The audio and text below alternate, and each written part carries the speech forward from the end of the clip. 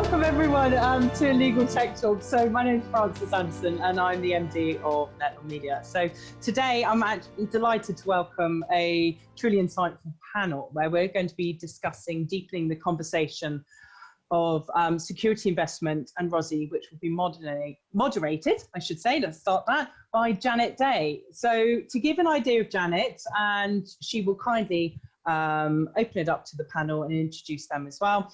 Janet's worked in the broad sphere of legal IT all her life.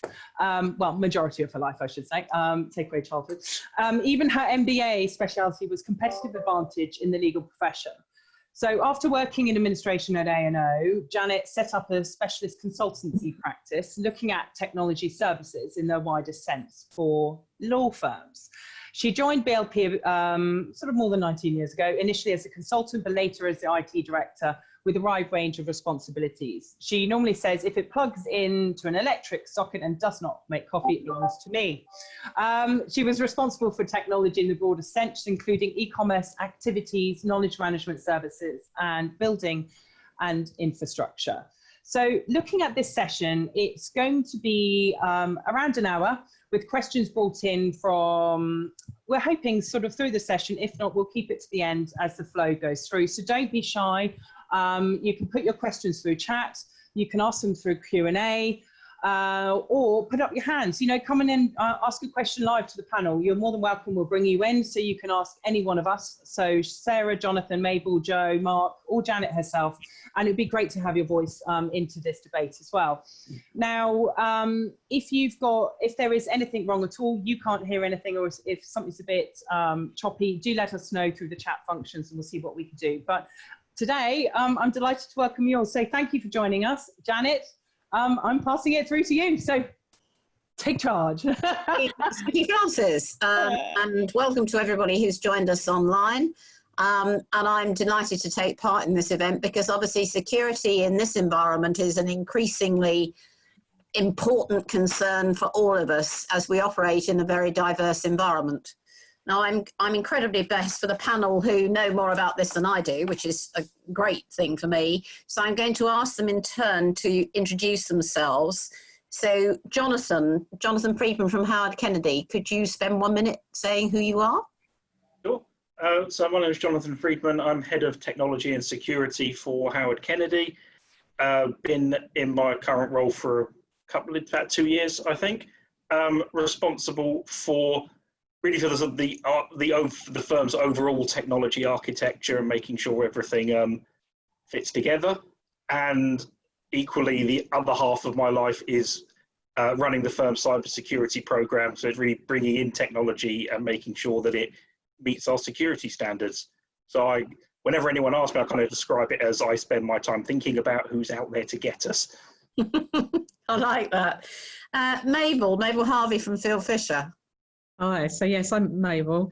I've been at Phil Fisher for quite a number of years, but been in legal IT for probably over 30 years now. So it's interesting for me. I think the landscape changes so rapidly. And as I always say, I was in IT when the only bit of security you needed was a login, just a user ID, didn't even need a password. So it's interesting to think of the threats and things that we're trying to protect our firms from now. But that equally makes it exciting. We like a challenge, don't we? Otherwise we wouldn't be in this job. But yeah, it's good. It's good. Great, thank you. Mark Parr from Holman Fenwick. Hello everybody, Mark Parr. I'm the CIO at HFW, fast approaching my first year anniversary, so buoyant that LinkedIn is telling me constantly that I'm about to hit that mark. Before I joined HFW, I was the CISO at KPMG, so one of the big 4 consulting houses.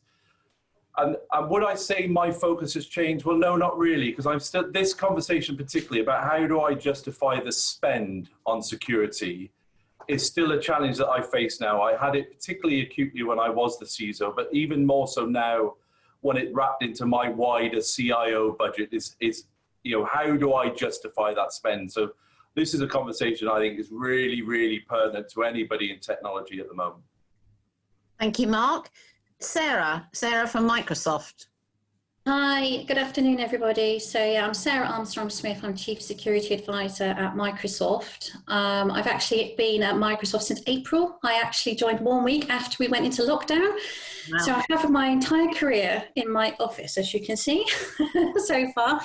So my role, principally, I work with UK financial services. I also work with strategic customers across Ireland, Sweden, and Norway.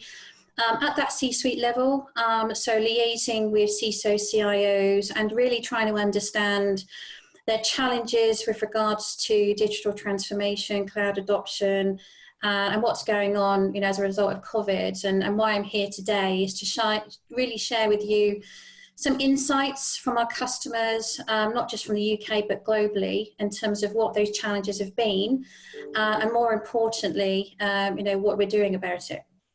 Great, thank you so much. And Joe from Fortinet, perhaps you'd just like to introduce yourself?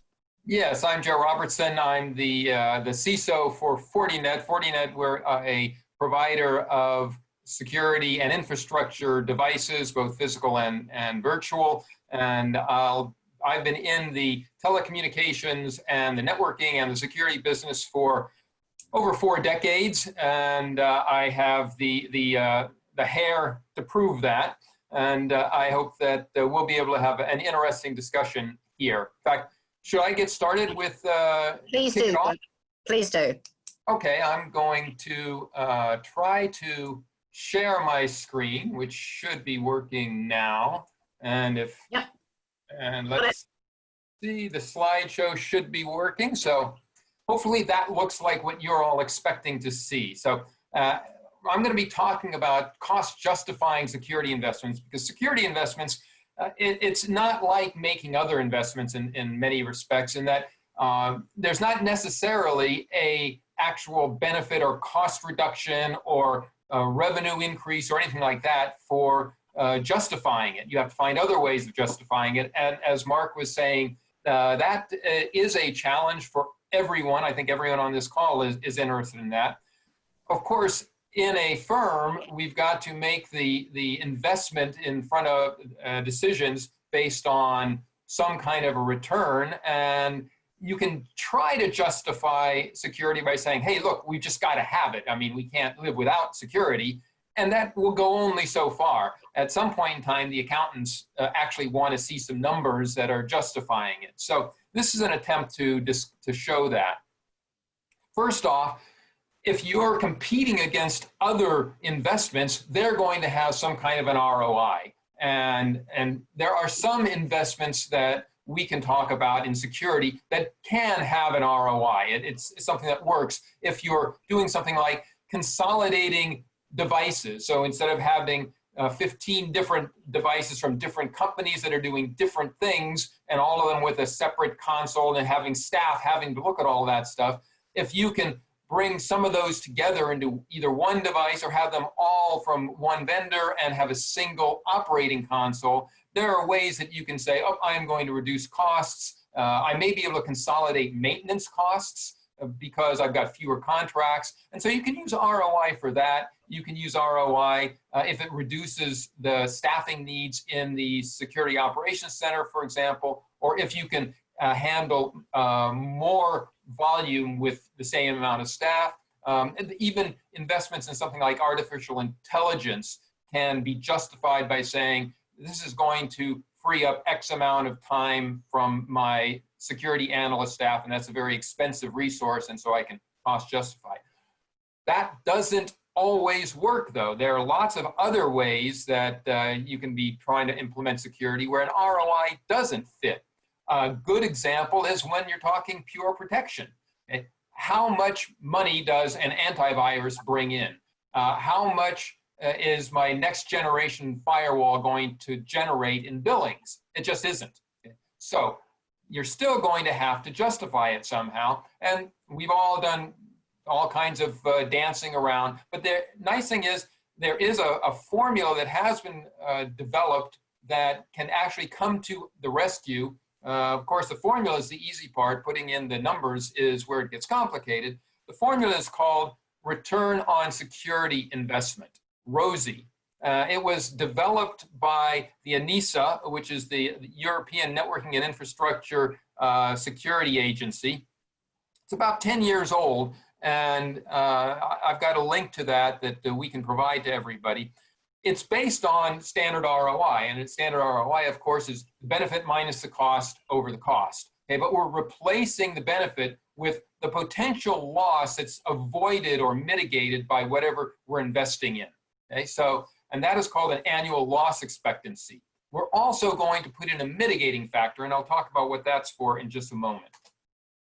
So there's your formula, your annual loss expectancy times the mitigating factor minus the cost of the solution over the cost of the solution. So the ALE is actually your single loss expectancy times the annual rate of occurrence.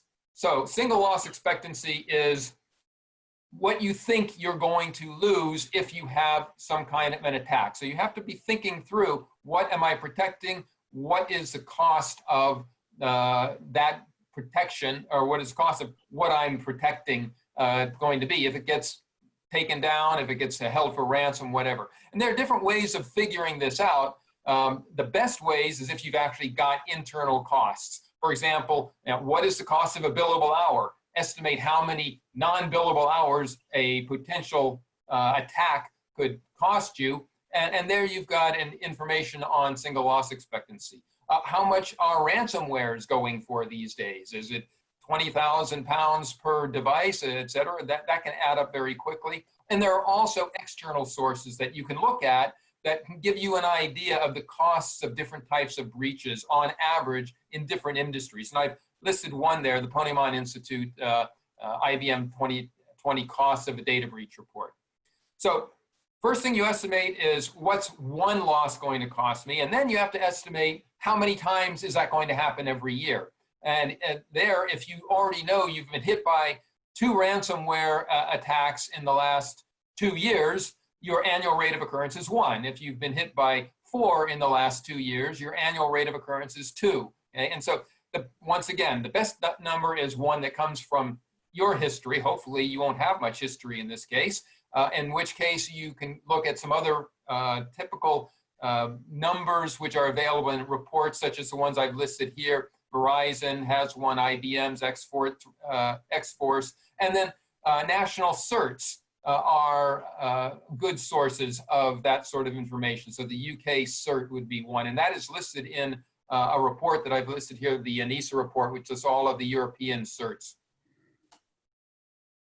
So you're going to take your annual loss expectancy, you're going to multiply it by a mitigation factor. The reason you're going to do that is because whatever solution you put in is not going to stop 100% of all possible attacks. And I say that speaking to you as a vendor of solutions. I would love to say what I sell you is going to solve your problems 100%, but we all know that that's not true, and truth counts. So you need to put a factor in there, an estimate of, is it going to stop 50% of the attacks, 90%, 20%? And you can get a feel for that by talking to other users, other firms that have put this in place, or other companies that have put your proposed solution in place. You can also put in additional costs in that mitigation factor, because your annual loss expectancy is how much the company is going to lose, but you can add in how much you're going to have to pay to recover when you've got an attack. It could be the time of your staff to troubleshoot. It could be the time to put in place the compliance reporting that's required, whether it's GDPR or PCI or whomever, the cost of replacing potentially damaged equipment, overtime costs, that sort of thing. So we roll all of that stuff together, the average loss expectancy times some mitigation factor minus the cost of the solution over the cost of the solution, and you will have what is a percentage that looks an awful lot like a return on investment percentage. So you can compare that to the manager down the hall who wants to hire another attorney for a particular staff environment, someone who wants to invest in the newest printer capabilities, et cetera. You can go toe to toe with someone who's trying to take those investment dollars and pounds and euros that you're trying to use and put them somewhere else. So the bottom line of all this is estimating losses that may never happen is in fact guesswork. Okay, it is something that is not easy to do. It's not guaranteed, and hopefully those losses won't happen. Okay? But that does not make it a useless exercise, and it doesn't mean that the numbers that you're coming up with are arbitrary. Okay, and the way I look at it with this environment is it's better to put some numbers into a formula and show some rigor and some thought behind what you're trying to justify than doing nothing at all. You're going to have a much better reaction from the people who have to make the ultimate decisions. So with that, the only thing I'll add is that in my presentation, I've also got material, the original ENISA white paper, and then I've written an article on this, which is also available, and I've got a link there.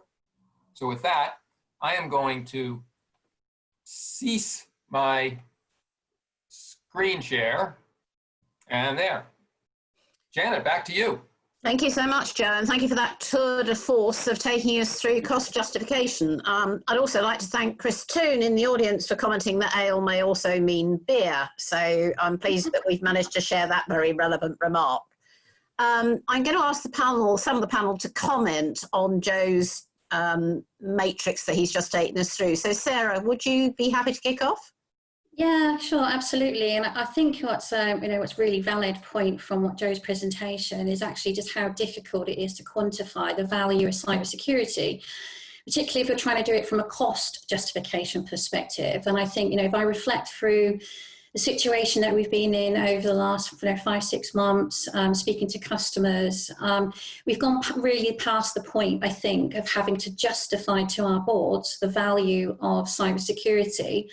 And the importance to the industry. And I would kind of sort of say, when you're looking at the value and how you're mitigating your controls, there's an expectation from your clients and from consumers on a much broader perspective that you will protect their data. I mean, as in a law environment, you're in a high trust environment, you've got very highly sensitive data. But it does come down to risk. Ultimately, we don't have infinite resources. And I think the trouble that we've got at the moment, those resources are also being stretched. And I think back to some feedback from some customers. So even if I think about how do we compare, let's say, law firms to financial services, as an example, highly regulated. So many of those customers were kind of built from an on-prem kind of castle and moat perspective. They've been forced overnight somewhat to actually work in a remote environment. And that's questioned a lot of the current practices. We're moving from an on-prem to a cloud environment. It's not easily transferable, but it's something they've had to do. It's something they've had to adapt to. And they've had to do it from a crisis management perspective, and that's introduced a number of issues. So most companies were not set up to be able to remotely work concurrently over a long period. A lot of the controls they have don't necessarily apply themselves well. Most people don't have corporate devices potentially to work from home, so they've had to bring their own devices. And all of those things combined have really stretched that investment and what's needed and why. And to Joe's point, we've also gone past the point of it may happen. We got to come to the point of it will happen. So actually, from a Microsoft perspective, one of the things that we talk about really is assume compromise. So that really should be your starting position. You're moving from a very much a preventative, lock everything down, to working in this new environment, this new way of working. But equally, we have to look at where we can get efficiencies in that process and what do we need to do going forward. So it's certainly, I think it's a very complex situation. I don't think anyone would argue about is cybersecurity a good thing to do or not. I think absolutely it is. But it's really about how do we drive the best of the investment that we've got already, and potentially reflecting back on current situation, what investments do we need to make going forward? And does that change the threat landscape? Thank you, Sarah. And I'm going to take away with me that phrase, assume compromise, as my start position. Jonathan, thinking of it from an active law firm perspective, and with that backdrop of the word assume compromise, how do you feel about how we approach this changed risk landscape? I mean, yeah, I mean, certainly, I think there's been interesting change sort of since the start of lockdown, when there was obviously an immediate knee jerk of everyone has to go and work from home, whether they were ready to or not. We were quite fortunate at the beginning that the vast majority of our staff already had corporate devices. Our biggest problem was trying to very rapidly get hold of devices when every company was buying up every laptop they could get hold of. I think at first we were seeing, you know, there was just this immediate threat of, you know, lots of phishing emails about COVID and things like that. And over time, I think that for us, I think the threat landscape changed slightly, because as people got over the immediate, oh my God, I have to work from home now, it suddenly became, we sort of found new problems, I think, that existing controls weren't really designed to handle. So we got into problems about things like printing and, you know, what if you did want to print stuff, and we ended up, you know, distributing 24-inch monitors and combined printer scanners for people to have at home. So we kind of got it. There was an interesting change in sort of going, right, where are our existing controls not working, and where is there a necessity to change the control versus where do we have to change what we were doing to fit in with the existing control. So I think there was this immediate change from, you know, there's a threat because everyone's doing something different, to, I suppose over time, I suppose I'd probably sum it up as saying, I think the threat changed over time because people, you know, naturally, as they ran into problems like, you know, printing or different things, I think it's enough that people start problem solving on their own. And in the act of problem solving to try to achieve something for work, they develop new, you know, there are suddenly new threats or new vulnerabilities that we'd not thought of before, because we never expected people to work in certain ways. No, we certainly weren't prepared to have the entire population of the firms swept home in almost 24 hours cycle and then find they were still there nearly 6 months later. So that has been an interesting challenge. Mabel, just looking at this from a leadership perspective, just let's think about the additional challenges that this diverse workforce and trying to embed the concept of responsibility for security imposes on you. Yeah, so this is interesting actually, because I think we have all spent an awful lot of time and investment in securing the perimeter, securing our offices, securing our networks, and all of a sudden people have gone home and are using systems that we have no control, other than the laptop that we've issued them with. We don't know what's happening on their broadband. We don't know what's happening on their router. We don't know if they changed their passwords. We don't know who's actually in the same room as them when they're working. So all of a sudden that became a highlight for us, is that we can't suddenly go and audit every member of our staff. In fact, they wouldn't even let us in their homes. But there is a serious challenge there, that what are people using at home, and do we have a responsibility to ensure that they understand how to make their homes as secure as we do our office? Now, we've had a cybersecurity education program for a number of years now, and what we found we were doing more of, not only from an IT perspective, but from a risk and compliance perspective, was actually issuing guidelines out to the users. And actually some of them have actually given feedback as to, oh my God, I never knew I had to change the password on my router, for example. We don't know if they've been compromised already, but we had to make sure that we gave them some pointers. We can't guarantee they'll do it, but we can just keep issuing the guidelines. But as you say, we're still there. You know, 6 months later, we've got people are returning to the office. I'm in the office today, but actually there's still an awful lot of people working at home, and working at home will be part of what people do, definitely for the foreseeable future. Yeah, I'm sure you're right. I can't see that we will ever return to being in the office 5 days a week, every week of the year, apart from the very occasional moments when you're allowed to disappear on holiday. But given that there's that very interesting change, Mark, would you like to come in and just comment on how you're taking the C-suite through these changes and how they're grappling with and grasping the enormity of the risk that we sit in?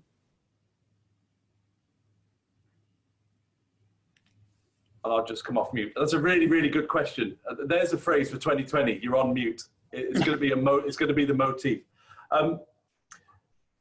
So I think the way that I've tackled that particularly is what's in it for me.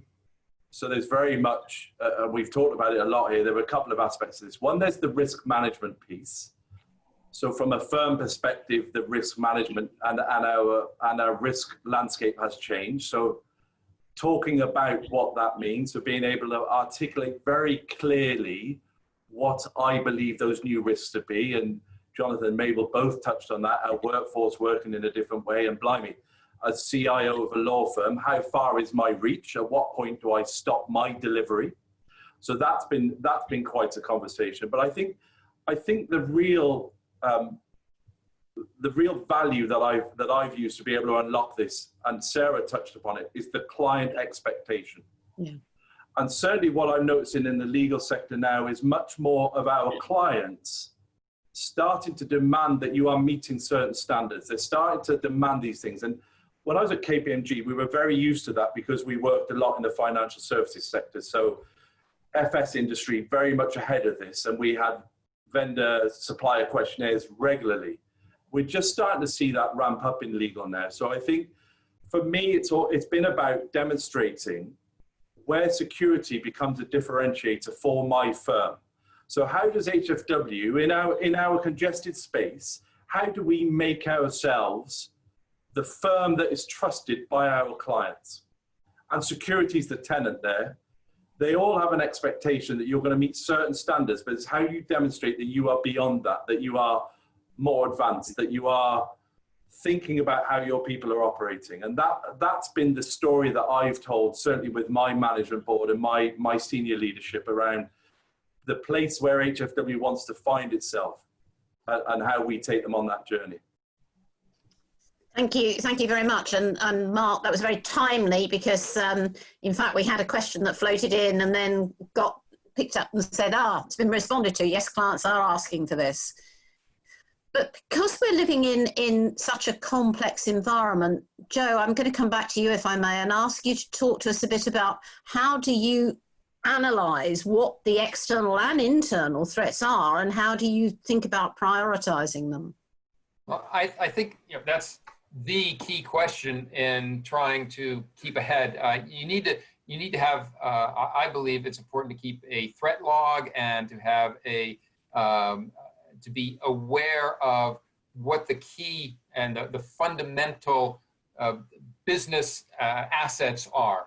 Okay, and you have to prioritize and say, okay, the key assets in the case of a law firm, in many ways, it's the reputation of the law firm. And that is something that can easily be shattered if you have a very bad breach, a loss of data.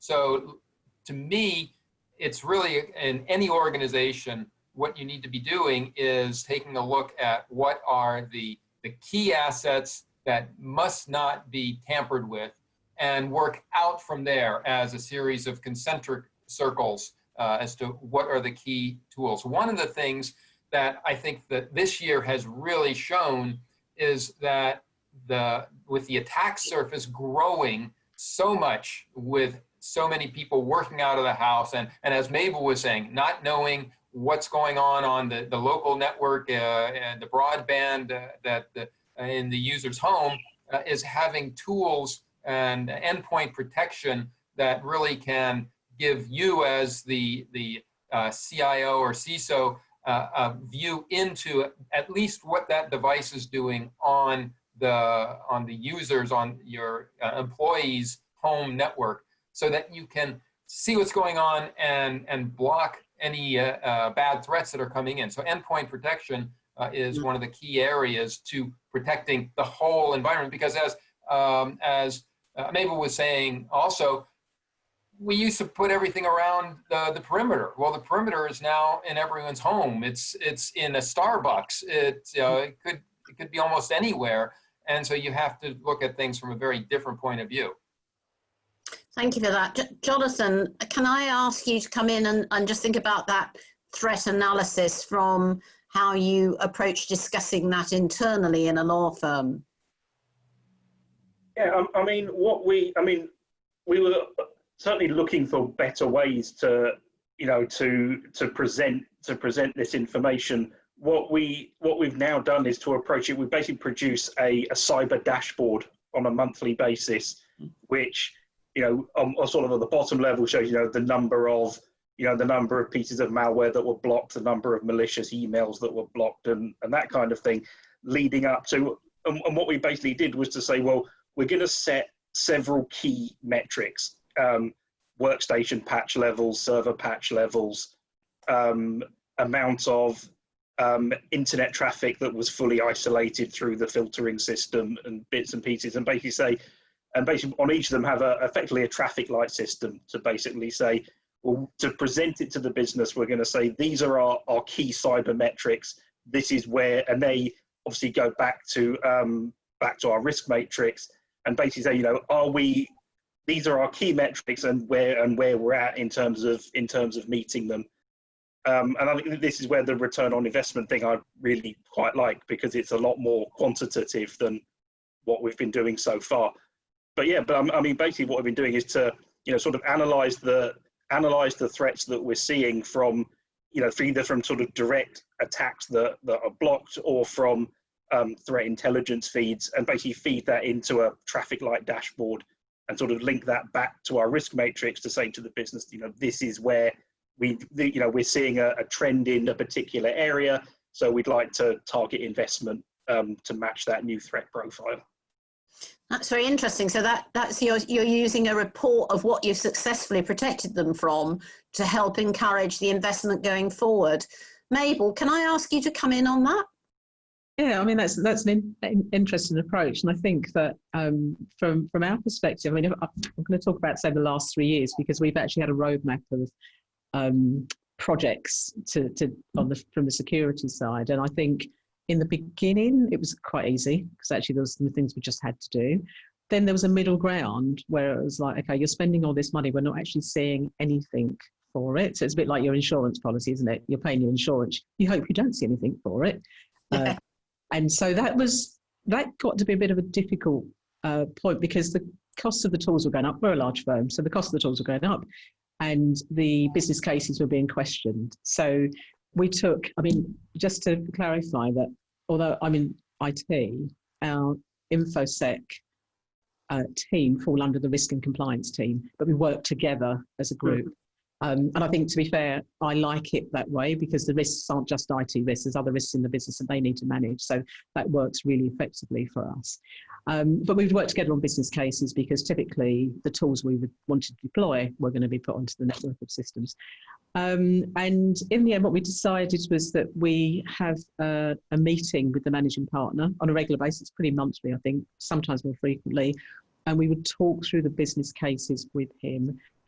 The business case included any vulnerable areas, any areas that we felt that there were new threats coming on the landscape. And sometimes it was actually examples of what's happened to other organisations. And one of the most important things, which has already been mentioned, is around client requirements. We had some clients with sensitive data. They wanted assurances that we could do certain things. And if we were not quite confident about it, we had to do something else, then we would use that, put that in our armoury and put that in our business case. And that now, I think we've been doing that for almost 12 months, and we've got much better traction. And I think the visibility is there for the managing partner and the board, so they understand why we need to do this and where the investment is being spent. And naturally, you know, we don't want to lose any clients because we haven't actually ticked the boxes of the audit, and the audit's becoming more and more frequent. So actually now it's kind of, we're on a bit of a roll that actually it's just accepted that, yes, we have to do these things to keep ourselves safe. Yeah, that's, yes, the keeping yourself safe is important, but actually you're right, you don't want to lose a client because you failed to do some conformity requirements here. Mark, would you come in on that? Yeah, I really like Mabel touched on it here, that information security is a business responsibility, not an IT responsibility. Yeah. And certainly at KPMG, I sat within risk and I was responsible in risk. And although I had a relationship with IT, I wasn't IT. And here we very much have branded our information security in that sense. It's a business function. And actually what that's allowed us to do is to think about the part that the business has to play in that, because I think that's really important here. And something we talk about the perimeter now, the perimeter is being guarded by our people. And I think the biggest thing for us is making sure that I give my colleagues the tools and the knowledge and the understanding that they are part of this and they have a part to play. And I think that's something, certainly we talk about the new risk.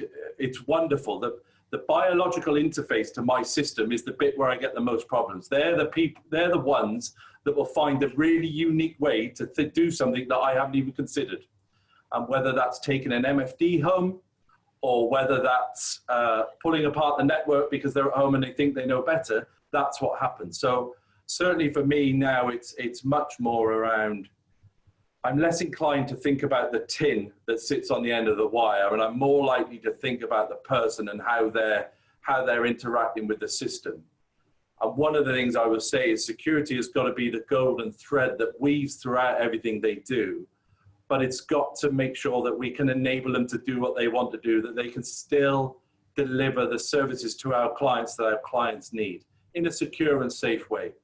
So I think the focus is gone away from the sort of wet blanket that says, no, you can't do that, into, we're not going to do it that way, but if you do it like this, then we know we're going to be okay. And that focus shift and that working with the business to understand what they're trying to achieve and making sure they can do it in a safe and secure way, we've seen huge amounts of benefit coming from that. And actually what I found happen is the business changed focus, and less of it being, don't speak to cyber, they'll just say no, into how does security support us on this? How can we use that as part of our journey to help develop the technology offering? And I think that's key. And it's the people bit. So there's a bit of leadership that you have to give them here, but that's, I do worry that one of the things when I look at the budget that I've put in place for next year, there's an element of that is about the people. And how do I think about that? What are the tools that I need to think about the people? And it's not just an L&D thing, although L&D have a part to play. It's a bit more than your annual certification. There's more to it. There's a drumbeat of awareness and training and a whole piece of activity that needs to go on. But I think that's and if we could use Joe's sort of wonderful formula to figure that out, how does RSOI come in for the people? That's a really compelling point, and the people issue is so critical in all this. Can I remind the audience that you can use the Q&A facility, or you can raise your hand if you want to enter into this discussion. But now I'm going to ask Sarah to give us a bit of a helicopter perspective on this from how do you advise people to start on these journeys? Yeah, I think just reflecting on, first of all, what Mark said, you know, for most people, this situation has been in a very stressful, completely alien environment. And we as leaders have to be empathetic to those users. But also when we talk about security and keeping them safe and secure, we need to also look at how do we enable them to be as productive as possible. And when I reflect on, you know, some of the challenges, so when I look at, you know, a lot of companies went from a on-prem lockdown to a cloud environment overnight almost, but they took their on-prem controls and tried to force them into this cloud environment. So certainly one of the challenges that we saw, if, you know, a lot of companies were enabling VPN, but they weren't scaled for concurrent usage. They were then trying to force all of that traffic back through their data centers. And in essence, what that meant was that a lot of the traffic slowed down, it affected productivity. And this is where we then introduce issues for users, because if they can't get access to the tools that they need, they're potentially going to look for workarounds. And this is when they start downloading things off the internet. They potentially might be using their own devices, their own emails. And this is where we need to kind of think about all of the changes in policies and processes that we have to introduce as a way of working in this new environment.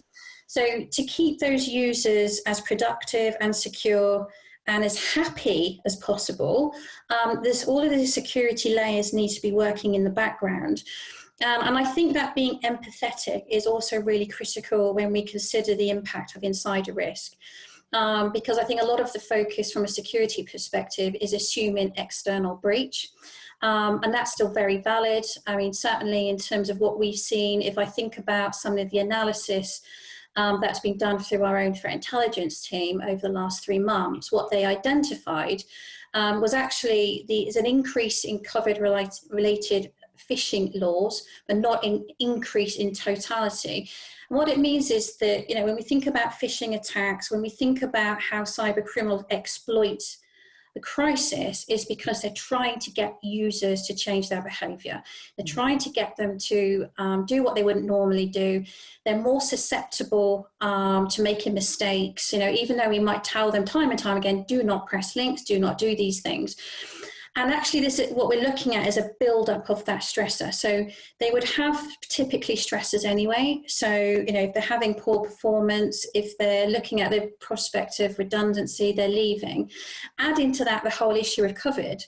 Add into that the fact that, are they being furloughed? You know, they've got homeschooling. They've got all of these things. Has what we've seen is a massive increase in insider risk, but also the increase in fraud. And it's actually, we're not kind of saying that all users are potentially malicious. You know, actually there's an increase in people making mistakes and doing the wrong thing. But if we think about that stressor is really important because that's the thing that potentially tips somebody over. And that, therefore, we're thinking about, you know, what are we looking for and how do we monitor? So obviously we're looking for the external threat, but we have to then think and look internally as well. And what we're looking for is those changes in behaviour and trying to capture it as soon as possible. So I think, you know, we're used to talking about data loss prevention and, you know, stopping things before it goes out the door, preventing emails going out, but we actually need to be more mindful about how we actually prevent some of these things as early as possible. So we're looking for that right sort of changes in behaviour. So we're looking at, are these people suddenly trying to access things they wouldn't normally access? Are they downloading more information? I think, you know, Jonathan was talking about printing information that they wouldn't normally do that. And the whole risk landscape is really changing, but also is they're changing their pattern of behaviour.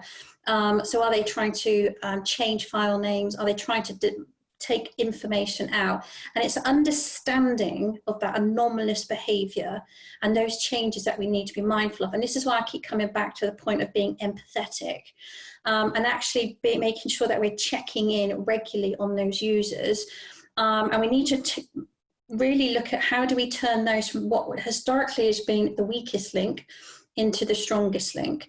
And as I was saying, is how do we do all that enablement in the background? But we have to be mindful is, although most users have the very best intent and they're trying to do the best they can in a very difficult situation, as to your point, Janet, you know, this has been going on for 6 months. As we were just expecting to come out the other end, we're potentially going into second wave and more lockdowns, and that's just extrapolating.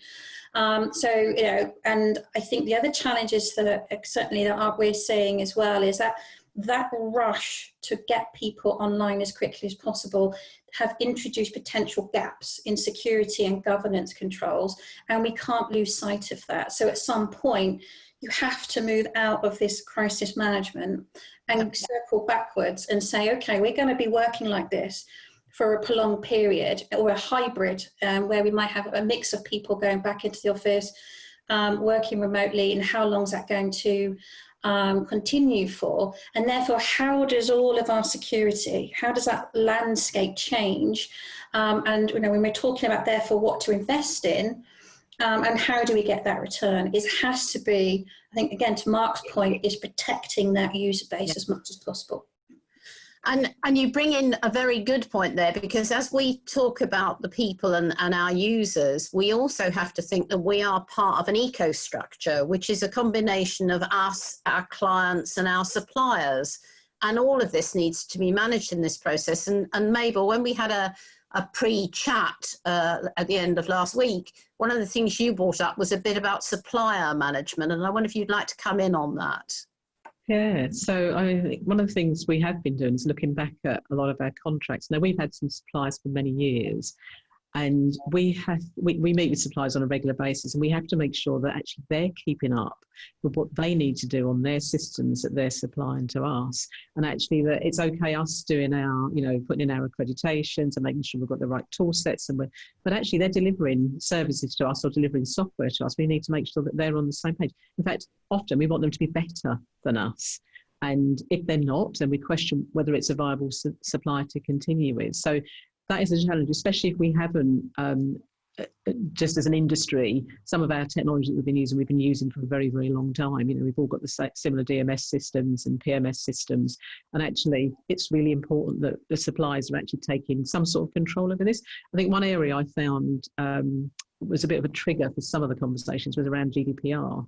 And that actually surprised me with some of the organisations that were protecting data that actually didn't have appropriate tools in place to allow us to deal with our obligations. So we had to make some uncomfortable decisions, unfortunately. But I think it's just something that everyone needs to be mindful of. There are so many tenets to this that we need to actually think about and plan for and invest in primarily.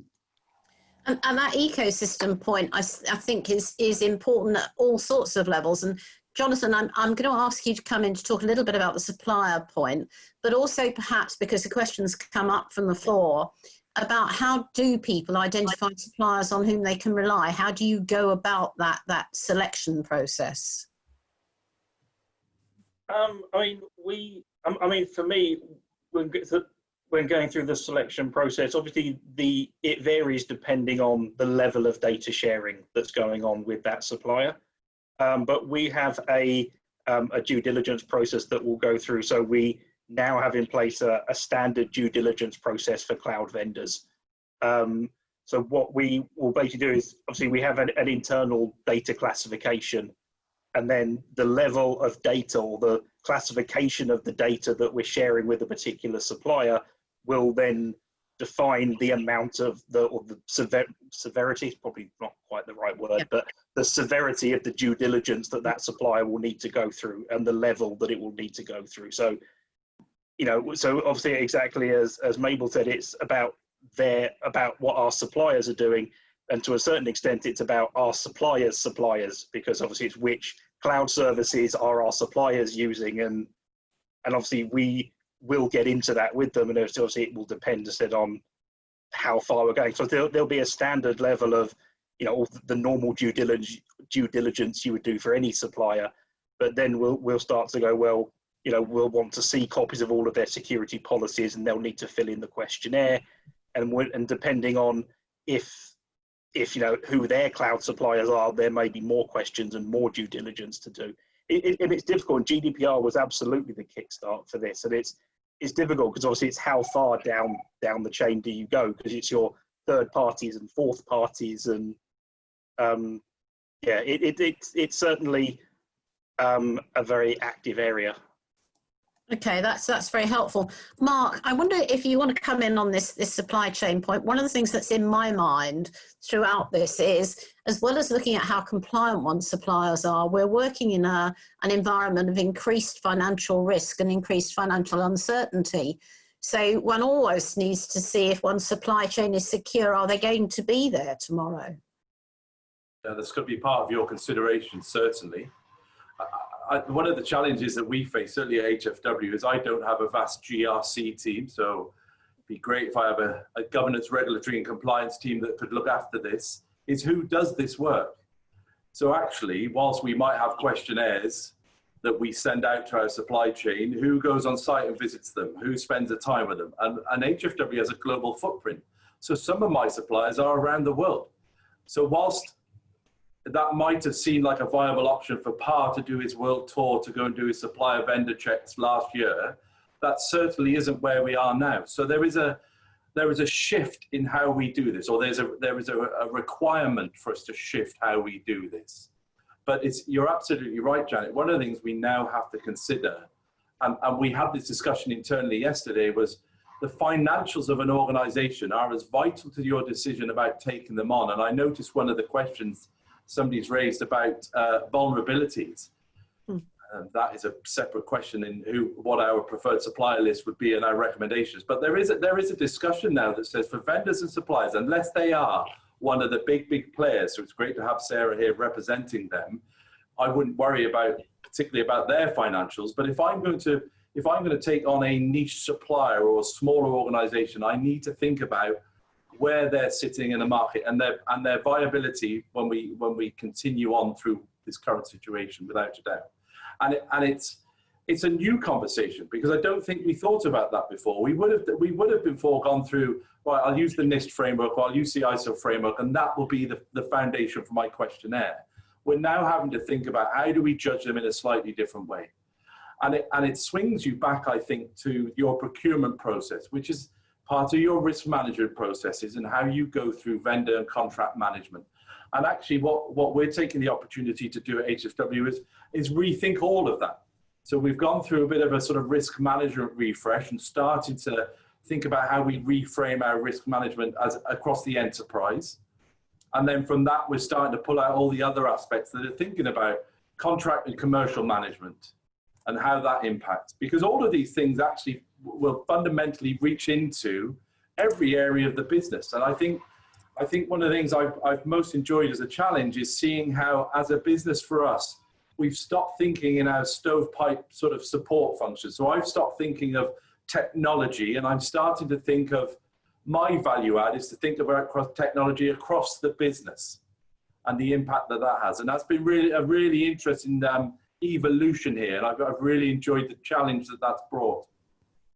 Right, yes, and I can see that. And Joe, as a supplier coming into this industry, how do these comments resonate with you, and how do you feel that you as suppliers are responding? Well, I think all of this stuff really points out one of the big changes that's happened in the business of security in the last few years, and that is that we've moved away from saying, okay, we're going to identify threats and block them. Okay? That brute force approach has to be done, but it is not sufficient. And one of the things came to mind when Mark was talking earlier is that the human being is a key component here. And from a security point of view, it often feels like the old saying of it's hard to make things foolproof because fools are so ingenious. But they may be fools from a security point of view, but from their point of view, they're trying to get a job done.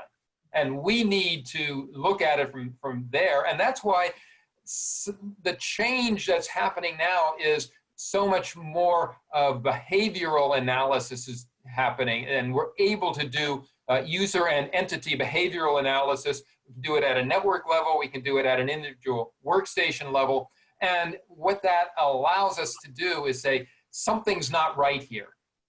And really, we're able to do it now because of advances in machine learning and artificial intelligence, because an awful lot of the correlations and relationships are really subtle. And a human being just looking at a screen doesn't see them, or only sees one or two and there are 500 going on.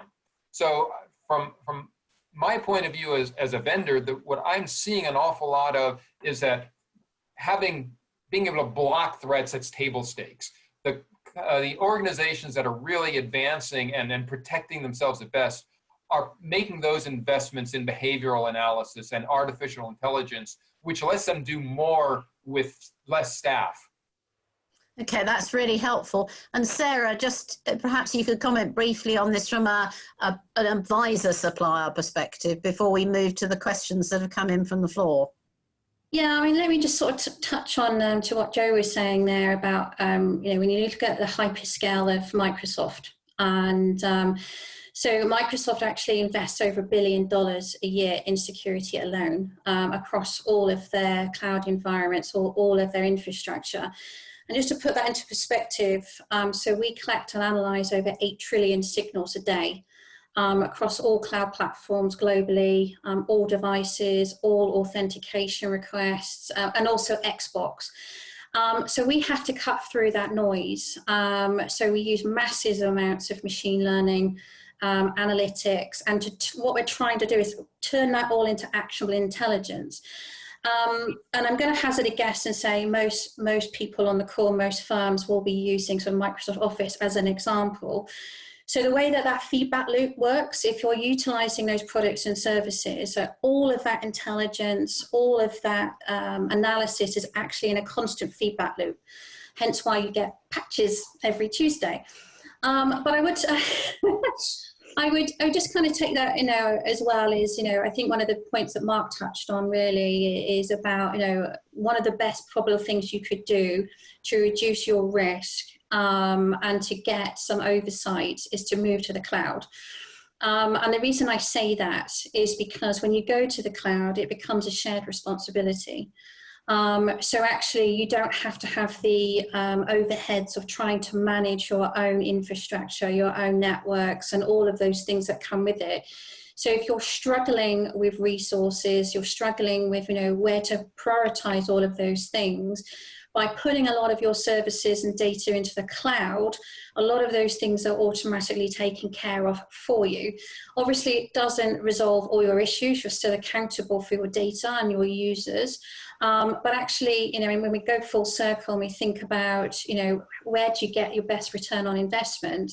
Then I think, looking at the cloud and how you can utilize those services, but also look at the tool sets that you've already got, because actually there's a lot of functionality for security and for compliance that's already built into a lot of the tools.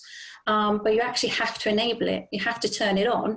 And then actually when you do get an alert or you do get some anomaly, is there an incident response process at the back end that enables you to respond as quickly as possible to that threat? Right, so thank you for that. We're moving to our last 5 minutes, and there have been some quite specific questions asked, which has been looking about how do you identify third-party suppliers and also AI applications in data and system protections. I'm just going to ask the panel generally, and any one of them can chip in who feels positive enough so to do, to comment on, is there one last thing you feel that we should have said to the audience we have before our hour expires? If I could just sort of say, if there's one thing I'd like you to take away, is probably, if there's one thing you should invest in, is multi-factor authentication, particularly for in a remote user environment. 100% of users 100% of the time. That's probably one of the best ways that you can actually protect yourself right now. Okay, Mabel? So my one thing I think would be an educational program for your users. We talked about people being at the heart of this. And to be honest, it's not like training they don't want to attend. It will help them not only in their work life, but in their personal life as well. Okay, Jonathan? I was actually going to say pretty much exactly that. It's very much about bringing the people along. Like a lot of the messaging that we've been doing and the training over the last year, 18 months that we've been doing is saying to people that this isn't just about what you do at work. This is about at home. It's about protecting your family. And yeah, so certainly, and I mean, it's about encouraging people to ask. I think on all of our cyber messaging, at the very bottom, it says, the sooner we know, the sooner we can help. Yeah, so it's about individuals. Yeah, it's about individuals understanding their responsibilities, isn't it? Yeah. Mark, do you want to come in on that? 2 points, if I may, Janet. Firstly, when it comes to thinking about encouraging the board to understand is, don't be scared to tell them the cost, because actually they need to understand that security does need to be invested in. I love the MFA piece, and I talk a lot about MFA because that leads nicely into the people thing, and Mabel and Jonathan articulated it really well. What's in it for them and what's their part to play? Great, thank you. And Joe, perhaps you'd just like to close us off on this topic before I hand back to Francis to close us down. Yeah, I think that one of the most important things for security individuals in this area is that there is no one best of everything. And best of breed is something that doesn't really exist anymore. Everyone's pretty good, but where it gets really important for you is how can you manage all the different types of security solutions that are out there.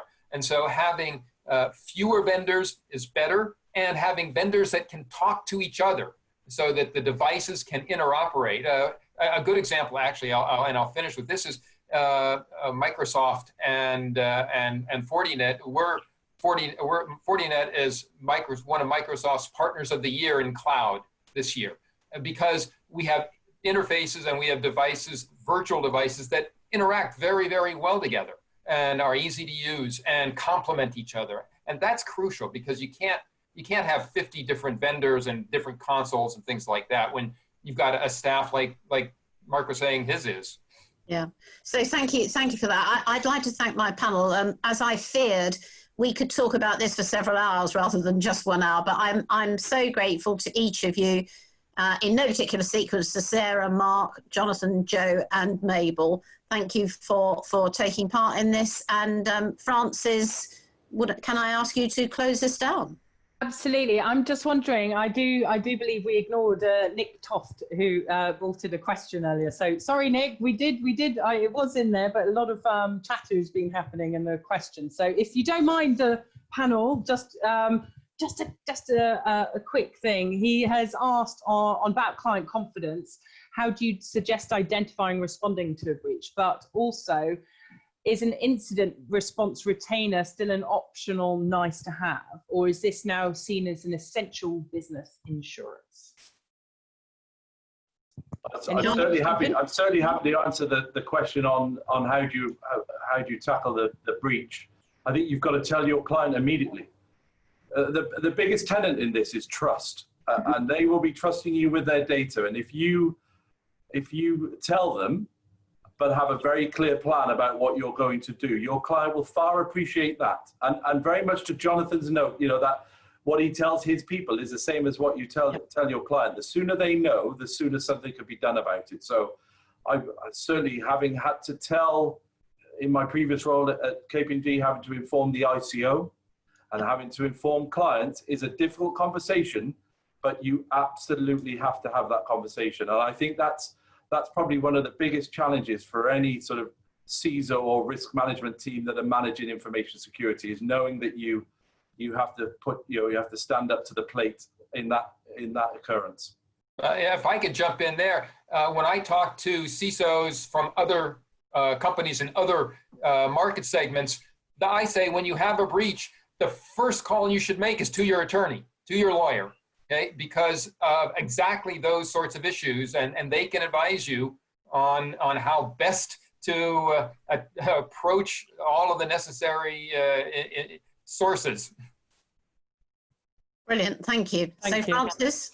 Yeah, so thank you everyone, and Nick, I hope that's answered that, because I know he was talking about a breach. So thank you everyone who joined us today. It was an absolute pleasure to have you, and thank you for all of you joining me. And yes, I will see you all personally very soon, I hope. But thank you all, and we look forward to seeing you again for another Legal Tech Talk. So take care and have a good day.